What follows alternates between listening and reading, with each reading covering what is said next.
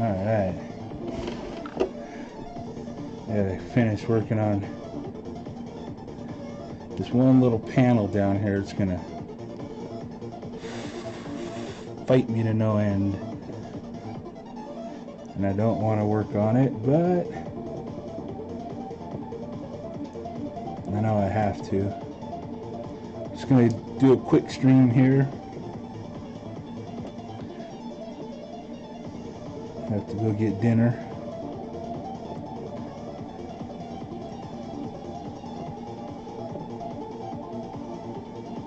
Work on this and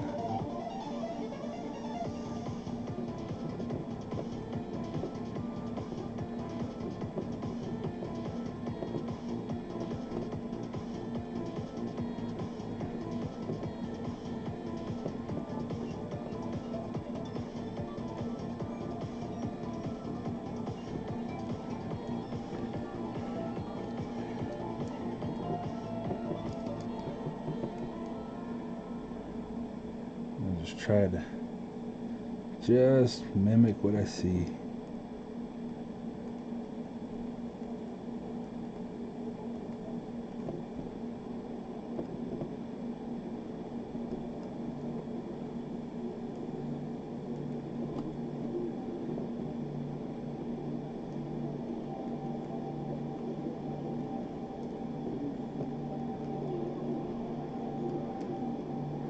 Welcome back to Shattered Time.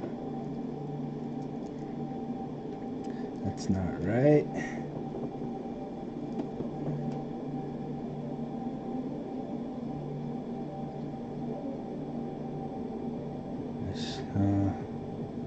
Screw it.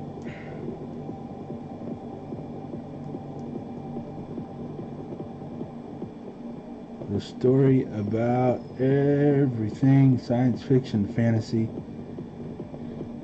that if you grew up in the 80s and 90s,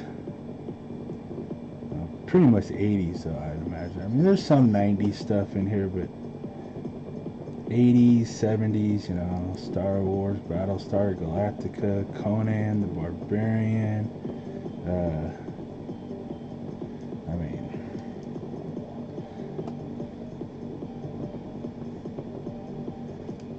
it's all in here. It's,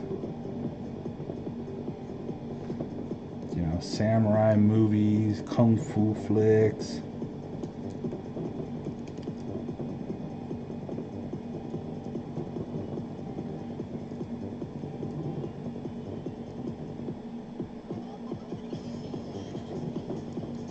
Ah, see, that's what I was afraid of. I'm doing this all on different levels.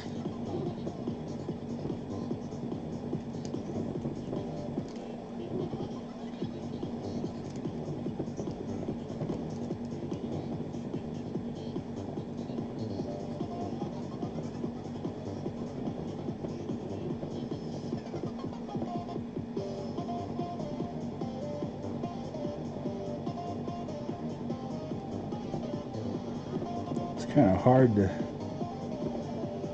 depict the shifting of time without it being said it's depicted. I'm gonna have to ask Marty if he'd be willing to write in some exposition for me. Oh goodness, my heart just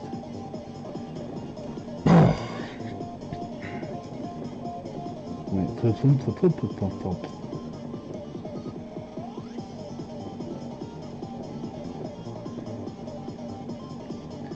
Really having a tough time working through this news of my wife being pregnant. We are totally unprepared. I'm unprepared.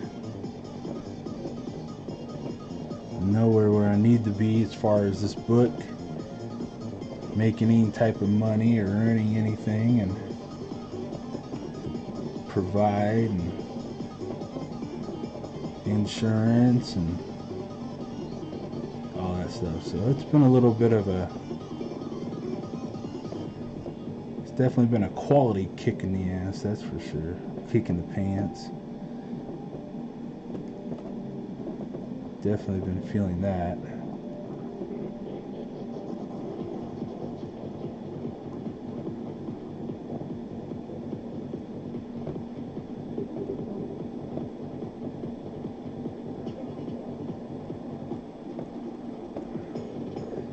I'm gonna ask him to write some exposition so it looks like, so they kind of go be like, weren't those trees just didn't have any leaves on them, and now they got leaves on them? What is going on?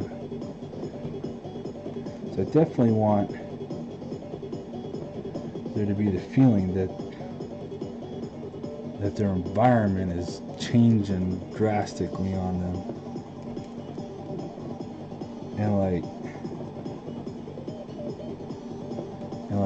instantly, you know what I mean? It's like, wait a second, what's going on here? And I've been trying to do that visually. It's just most people are going to be like going, well, there's trees here with leaves, and now there's trees with not leaves. What's going on? To me, it's my way of showing that time keeps on changing, keeps on fracturing and splintering a little more. Pretty soon it's going to even out to where we're all in the same existing same period. But I want it to kind of look like when we first saw these nights, that maybe, you know, maybe it's June or something. I don't know, maybe April. They're a little cold, but not like straight up cold weather clothing, but you know, yeah, they got cold weather stuff on. They're a little bundled up. But I wanted those German shoulders to definitely look like they were in snow in like December or something in their section of time. And then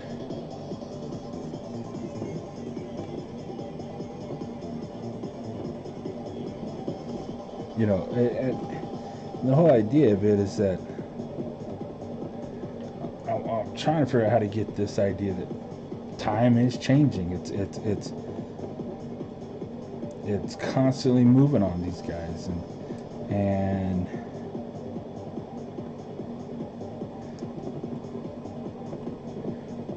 where it ends, we don't know. I was trying to even get Marty an expanded universe type of idea of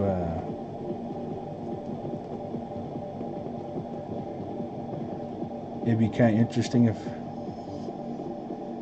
the bad guy Lynn was constantly changing time over long periods, you know, and the idea that, you know, he's never satisfied. It's always cooking the books, always changing this, always changing that, and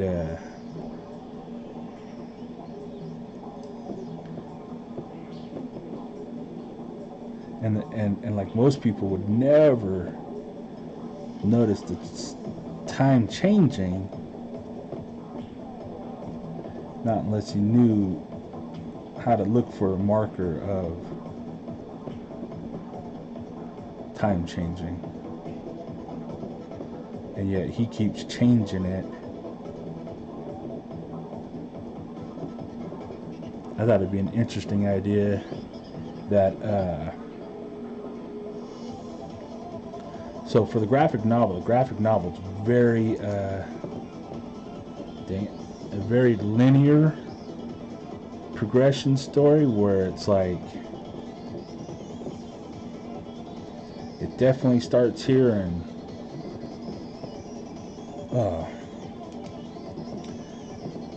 it's just it's a quick ride. Whereas on a TV show, we could really start to explore some of these ideas of manipulating things, manipulating time, manipulating people. So I thought it'd been interesting if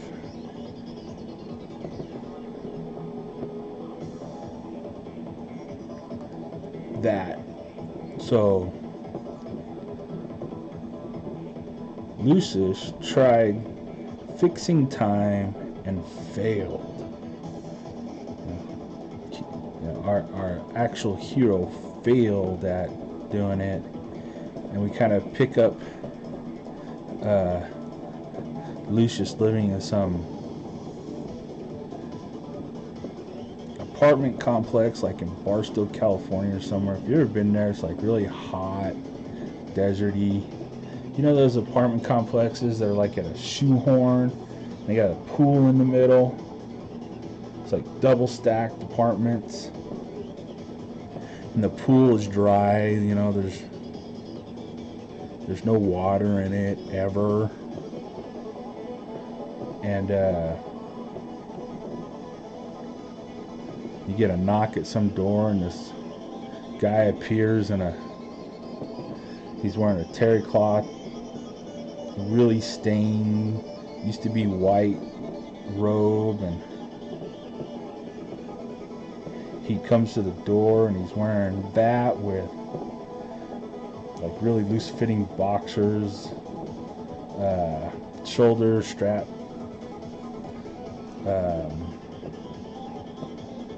undershirt.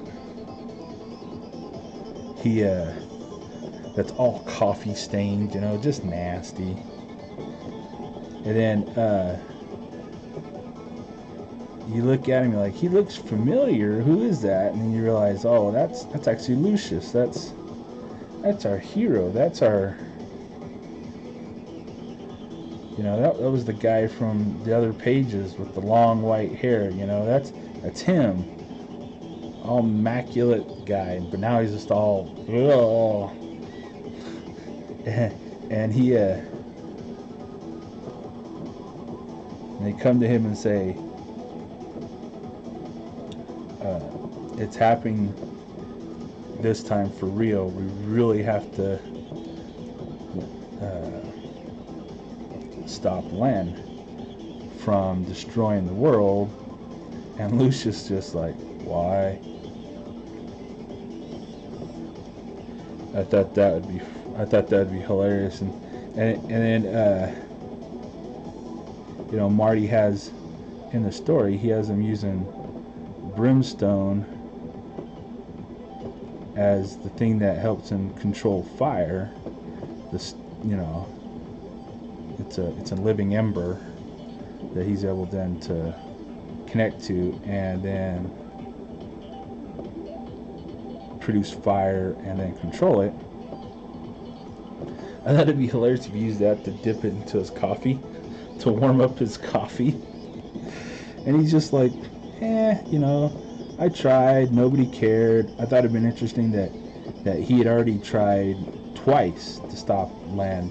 Maybe the first time Len actually outwitted him or something. He actually was able to stop him. The second time, it was because the people that he was using to help stop Len just decided, you know what?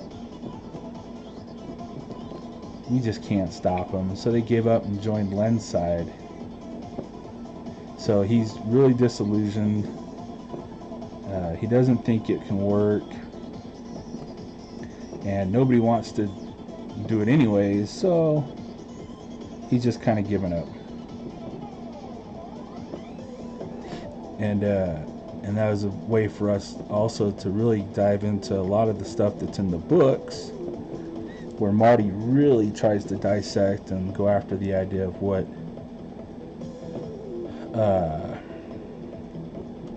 how the 7 deadly sins work on people, and how people use their love of the 7 deadly sins to manipulate and hurt others for their gain and things like that. And he's very passionate about those ideas, and I would love to actually see That's why I would love this as a TV show. I think this would be an amazing, like, Game of Thrones. To me, it's like Game of Thrones meets Westworld is what it really is. It's you have almost both elements working, and you can really go deep into what triggers the human condition, what triggers these people do this stuff, what keeps people apathetic, what keeps people from maybe recognizing things that are actually truly trying to hurt them. You know, and it'd be a fascinating show. I think it'd work really good on the network, or on a network like that.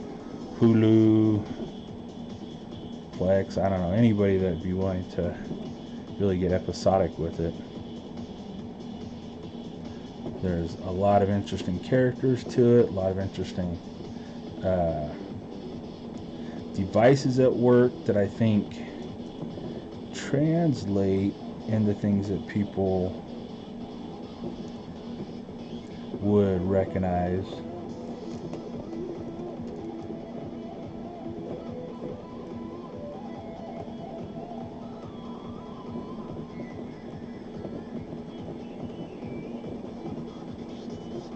And so, because of that, I said I think it would really work well as one of those type of shows.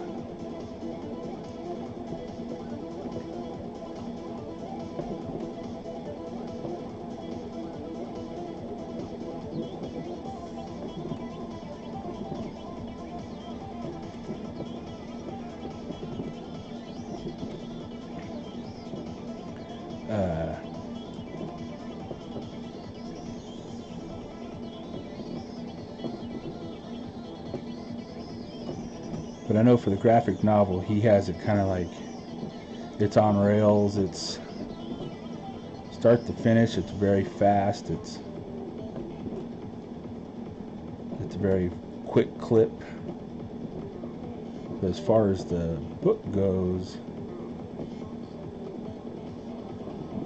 it's more of a slow burn. And I understand. I better do that all on its own. Let's just get these trees in like this, and we can go back in and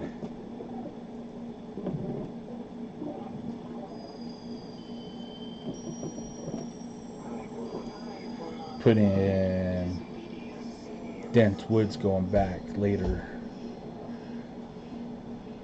Oh.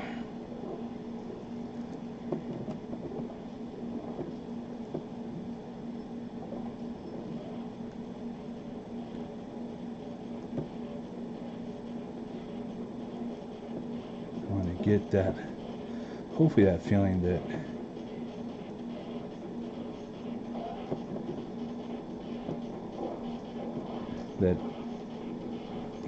the mech made a huge hole there. Probably doesn't come off right, but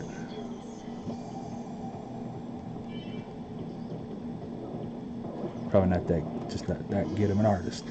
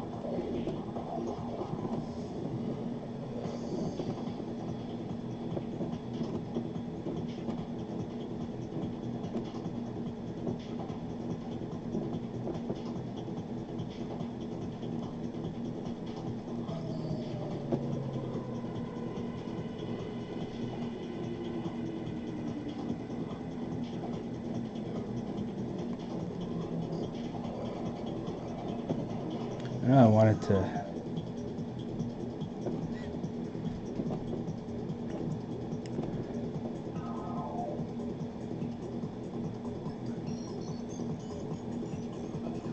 not focus so much on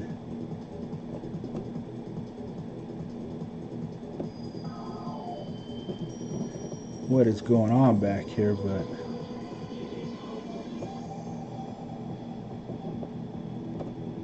at some point we gotta make some distinction as to what has actually happened back here. No. Ah! I don't even know what. Well, now I have to start. It's not that one. It's not that one. Not that one. It's on Victor copy. I thought I hit that one. That's my problem with all these different layers.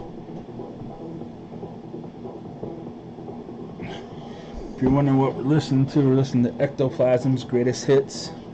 Ectoplasm is not a DJ, it's not a band, it is a site where you can find free trance music, electronic music, and tons of different genres.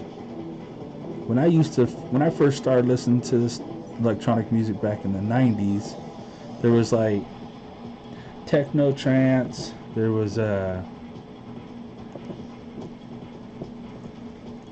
stuff called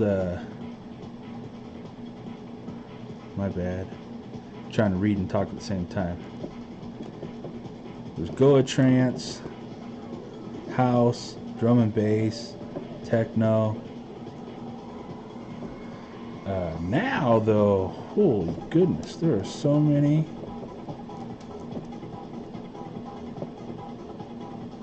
I really need to.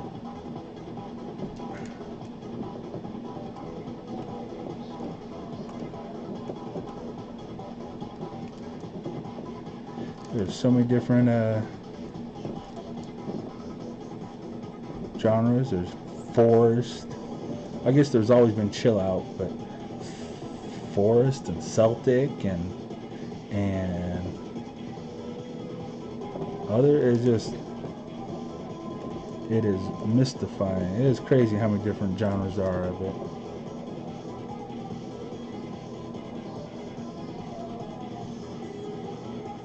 How did I get that? It's on there. Wow. So is that. I can get rid of it now. Well, I can.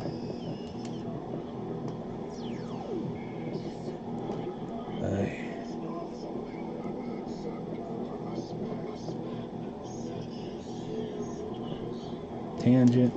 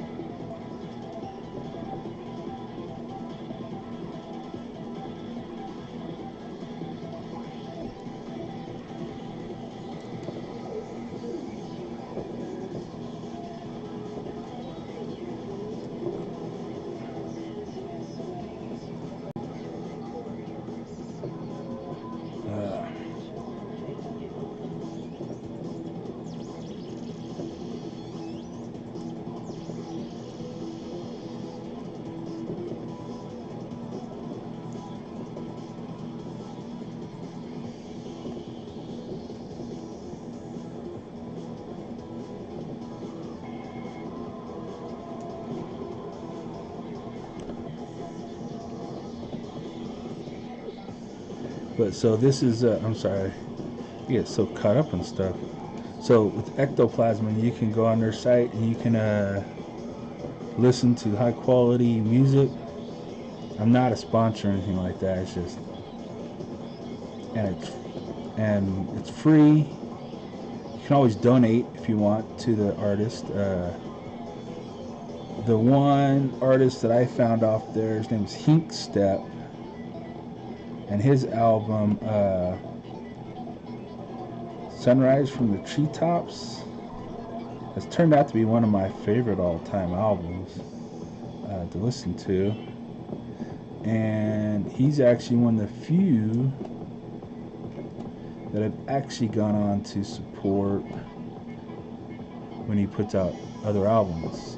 I really dig his music. My main problem with a lot of electronic is that it's not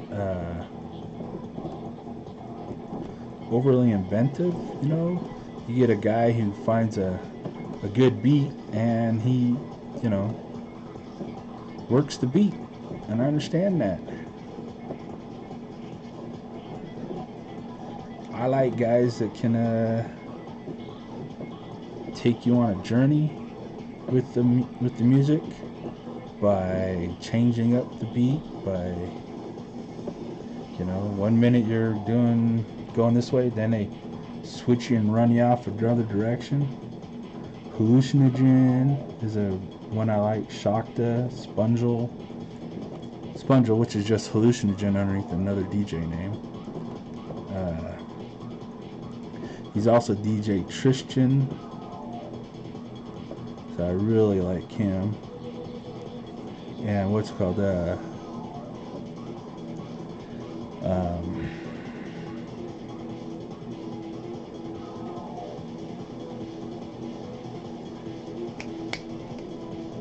Shakta is kind of a lot like them. UX Experience is like that too. They're very good.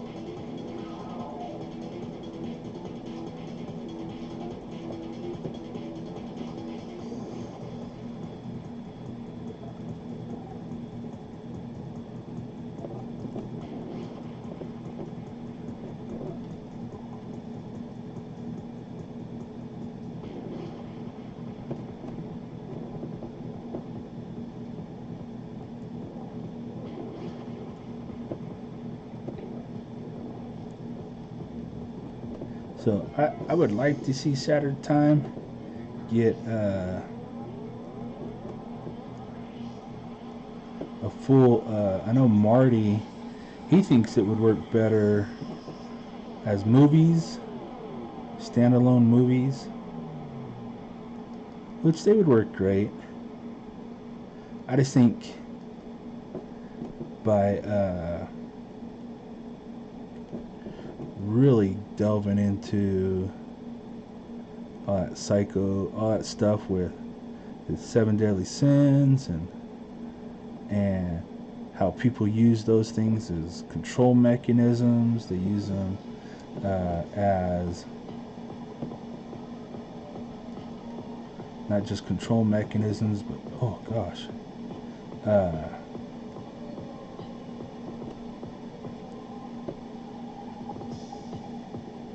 you know, to self-hurt themselves, and then you turn it on others and hurt them.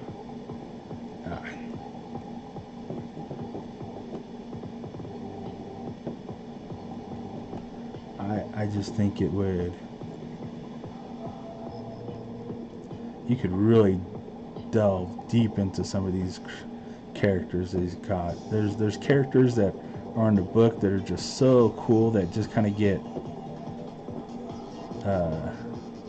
glassed over in the graphic novel because we just don't have time to deal with them. Not just time, but it's like if we stop and spend time, then we're stopping, and you know, the action's not happening. It's not cramming forth, and if we were to actually do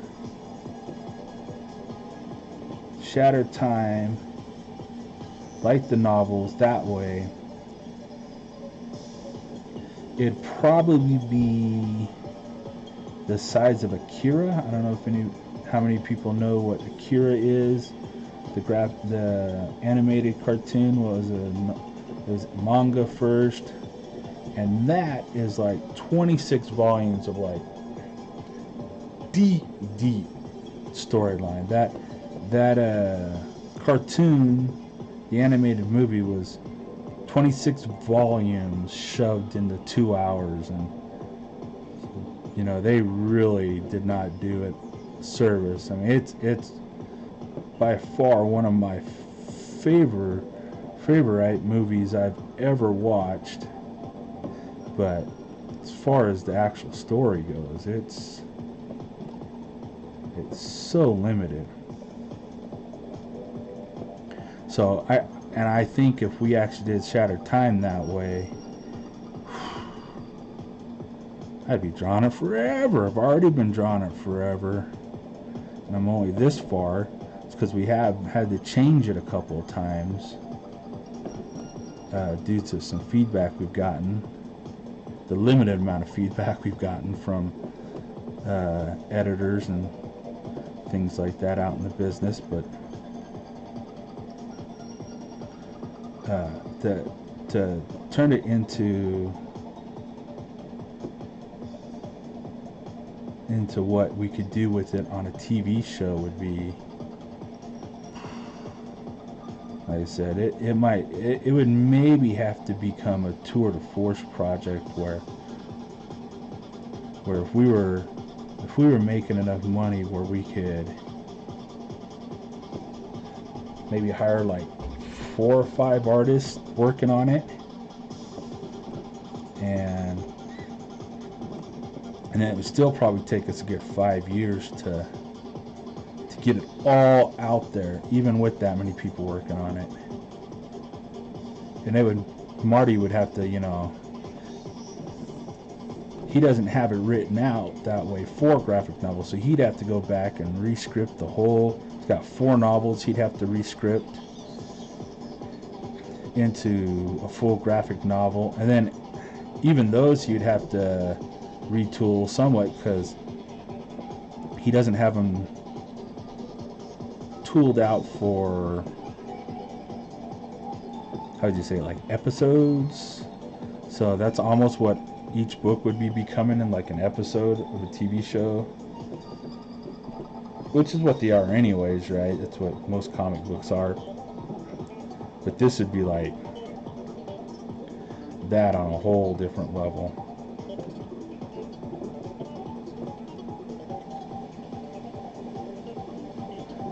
And who knows, maybe as we get going it might be something worth looking at, because as it is right now, this is like we're right at the breaking point here where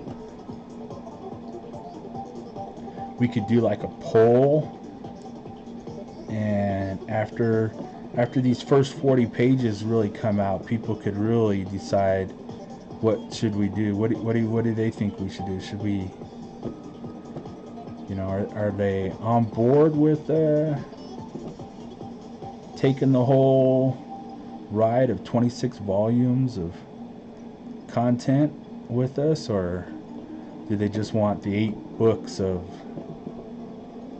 Because as it is now, it's like I figured it'll take me about 800 pages to tell the story that Marty has right now, and that would be about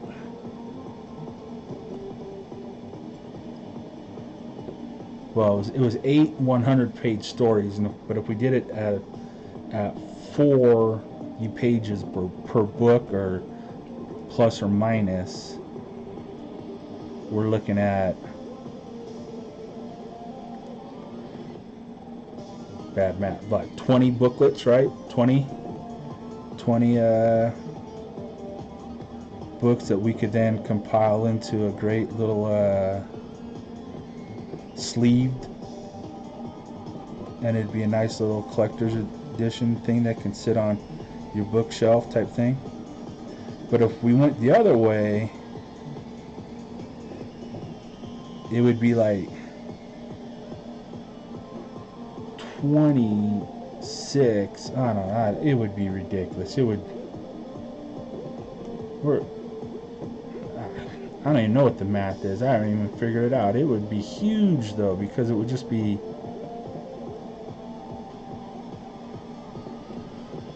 Holy cow! What would it be? I mean, we're talking about.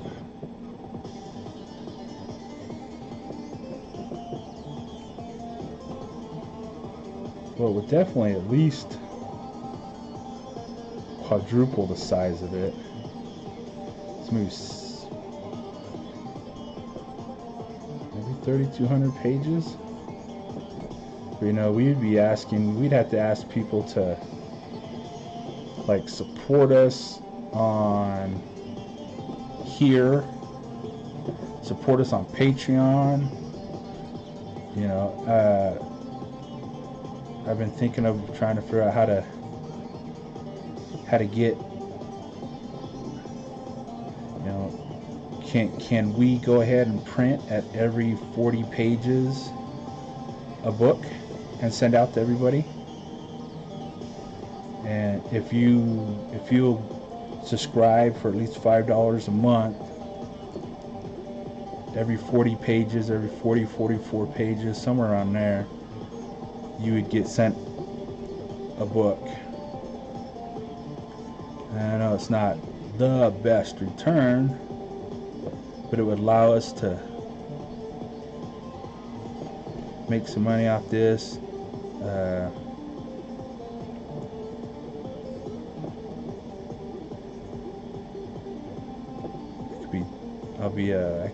I can help people along the way with questions, concerns. I figured we'd be able to blog about it more often. If this was our full-time job, then Marty could be on here talking. We could be streaming every day, talking about the book, talking about he could be helping people out with writing process. I can be helping people out with drawing, the art side of it, and then we could all be helping out each other with how do we get these things out to people, how do we get them seen, how do we get them being read. So that's what we really want, right? We just want our product seen, getting read, being enjoyed by fans.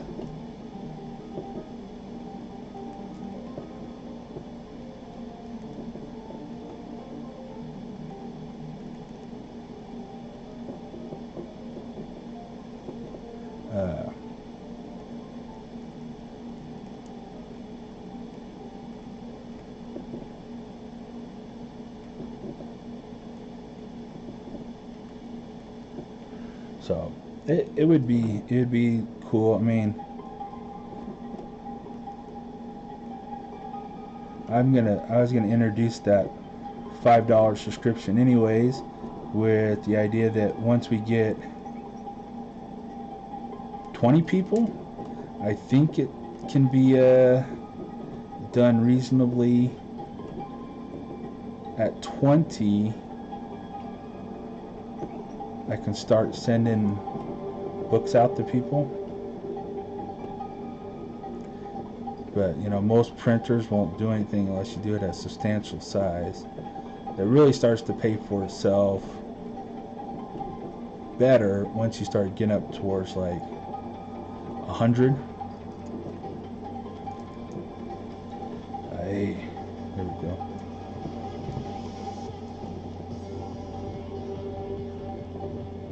And I mean, and hopefully we get some fans out there who will host us, would repost our stuff, tweet, all that stuff. And if we could get that type of stuff happening, and You know, if we could get up around, I know this sounds crazy, but top books out there have 10,000, 15,000 followers. If we could do that,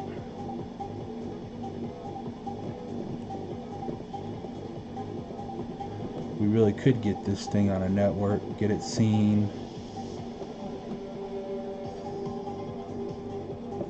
and then we could be really putting out some cool stuff. I think we could there's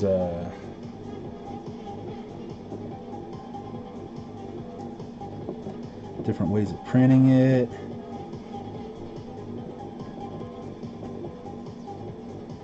We could be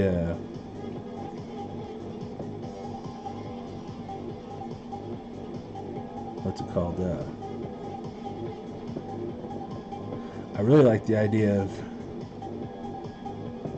being able to print it a la graphic novel style, like I was showing with this book here, like this, you know, maybe like 60 pages a book, you know, if we could afford that. The only way we'd be able to afford that is with enough followers, you know, at 10, 20, well, even up around 5,000, 6,000 followers, we could then really start putting out products like that. And then you can imagine a big old thing like about that thick, just story. That'd be awesome. I think if there was that type of interest out there for it, then I really do think we could get Marty to really think about expanding the story to fit those other elements of it, you know, and really dive into those things. And because and like I was saying, this is like right at that tipping point right here. It's like we could, you know, if we could get this out to people, and we could really show that we in the next month or two could really start packing on some followers and some subscribers and things, then the pages I start after these I could put on hold until we catch back up to them in the story. But this is kind of like the jumping off point for taking it in the more expanded universe idea. That idea that I was talking earlier, where we come back to find Lucius, this beautiful elemental knight who's all clean and immaculate and well cared for and all this stuff. and we come back and find him all just disillusioned, scruffy looking. His beard is gone, it's just stubble now. His long beautiful hair has been cut short. He just doesn't care anymore. And I'm not always the fan of just deconstructing everything, you know, and making it bad, you know, because that's how the world is, whatever. But in this instance, I can see it working because he's so iconic looking when we first see him. I mean, you see all these knights, or these, you know, these guys he's traveling with, and even though they're hopefully they're been styled pretty cool, you know, each one has their own specific look, and hopefully you look at Lucius and just say, you know, but that guy, there's just something different about him. He's not the same as those guys, and that's, you know, that's on purpose. He's the elemental wizard of the wizards, you know. He's like sorcerer supreme. Although the other guys think they're pretty cocky and, you know, that they can do stuff. Just because they can do some stuff doesn't mean that they're,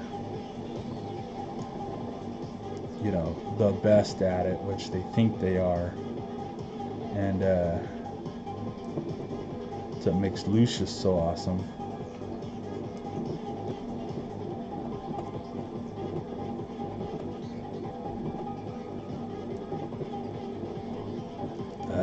Let's get rid of that. Let's just put that right in there like that.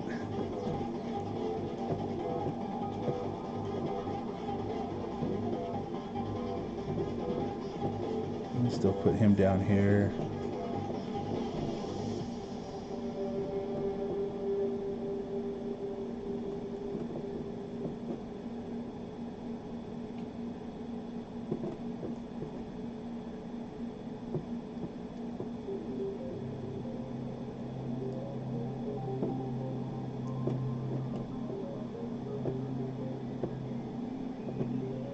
And I want it to look like maybe, even though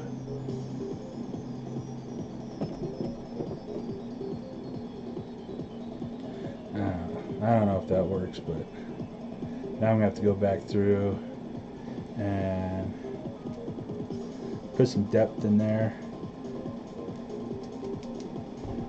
Still got to finish those guys down there. Never did finish this.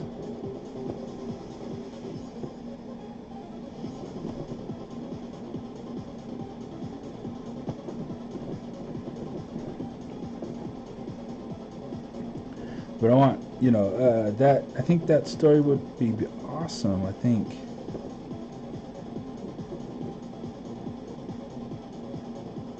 Like I said, that would all depend on what we're able to accomplish here.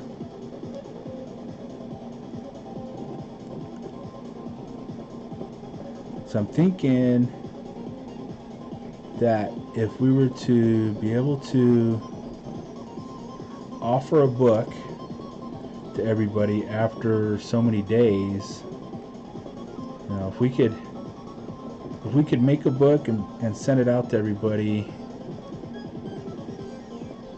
every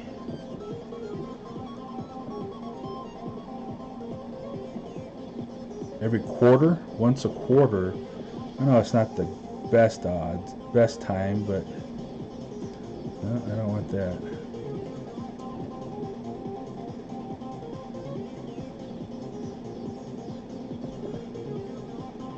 You know, you'd be getting a book, getting a product.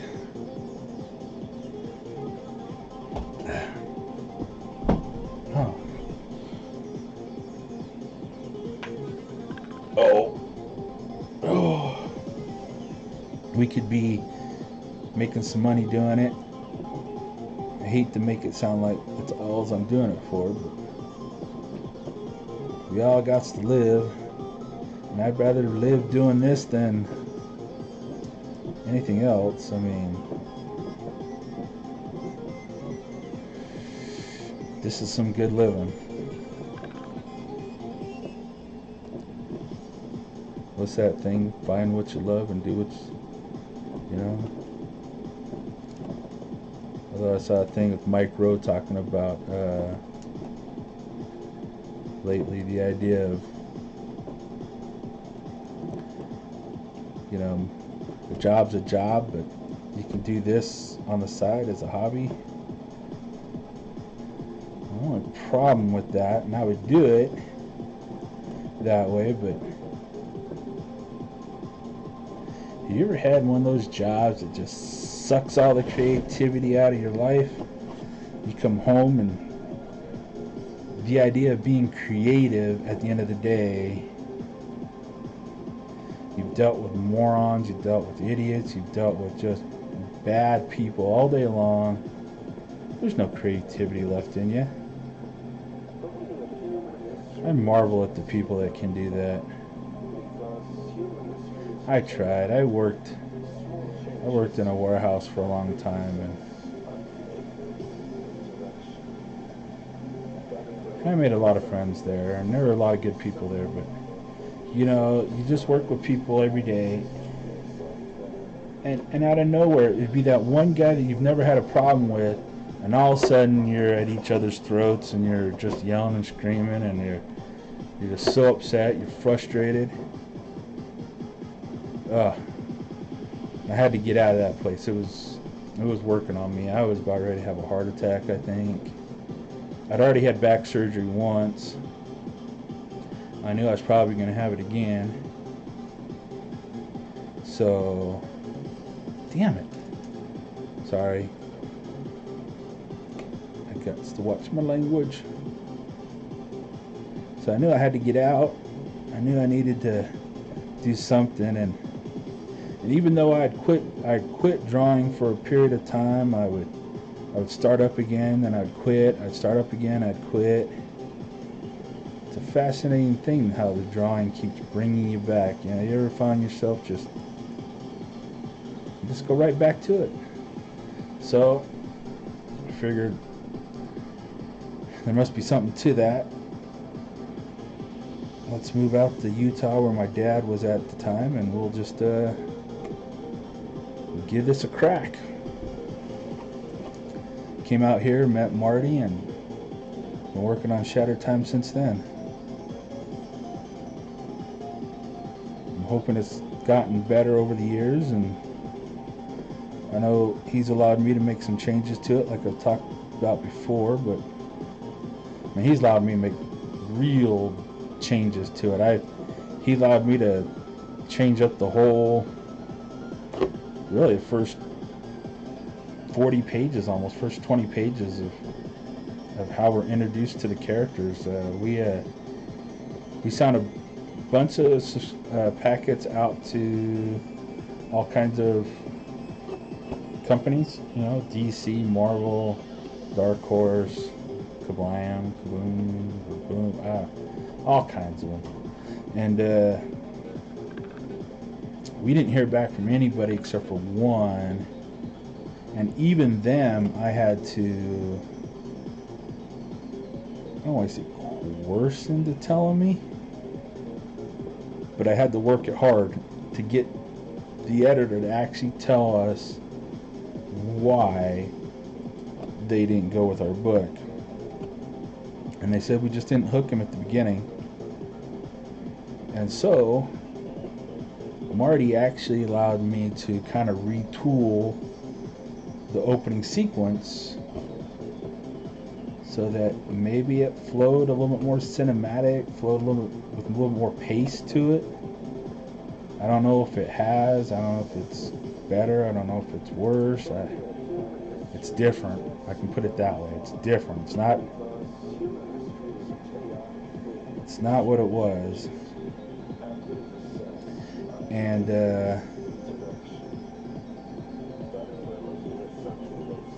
so I'm amazed that he's allowed me to do some of that stuff. A lot of writers aren't so flexible with their stuff. They can be very tight with it.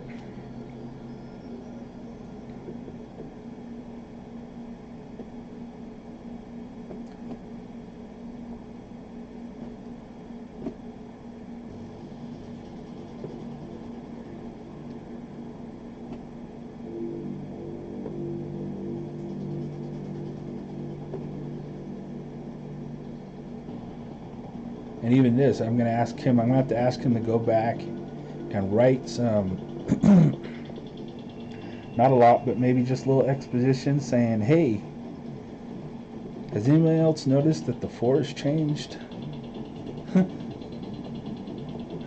and not because I wanted to draw it different, but I wanted to draw it different so that it was not always just so bleak and ugh. There was life in it here, life in it there. I wanted differences, and I definitely have that going. I mean,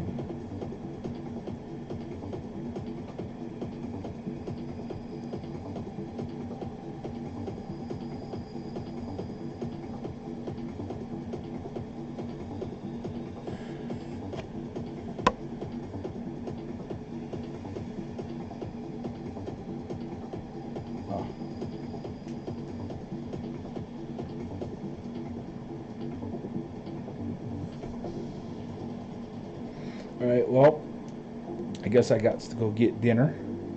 If you've been hanging out, thanks. I appreciate it. I need to have a little banner up there that says, introduce yourself, say hi. If you have artwork that you produce on any Instagram, DeviantArt, any of those type of sites, I'd love for you to post a link to it so we can check it out. Share your art with everybody. Share it with me. I'd love to see it. If you have any art questions, always be willing to ask. Don't hesitate.